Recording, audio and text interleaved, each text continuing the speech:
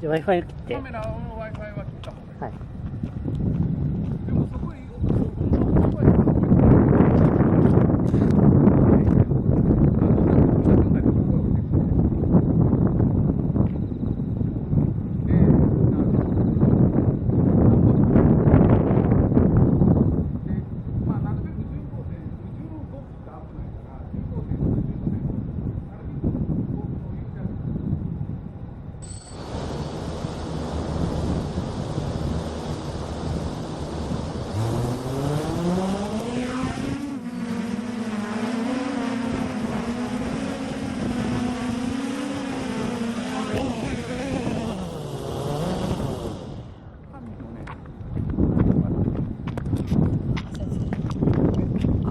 それはあれかな。あ、これが外れる。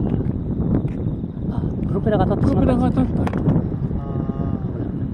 まあこれはもうちょっと充電ができへんっていう格好になるんかな。こうなると、まあまあこれはこれで、こうやっとかなんかね。僕も考えつかんかったそこまで。これがね結構迫ってるからね。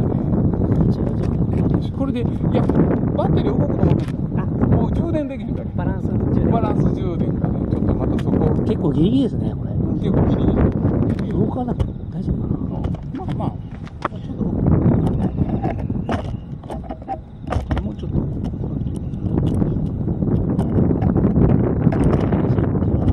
難しいですね。ああもうその激しいやめた方がいい。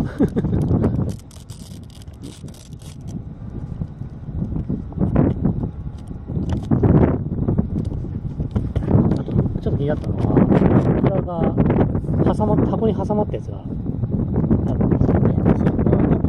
これか。これも近いから。これです。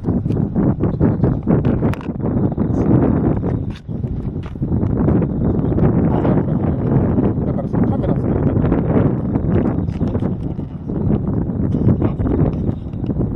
テープちょっとあります？止めた方がいい。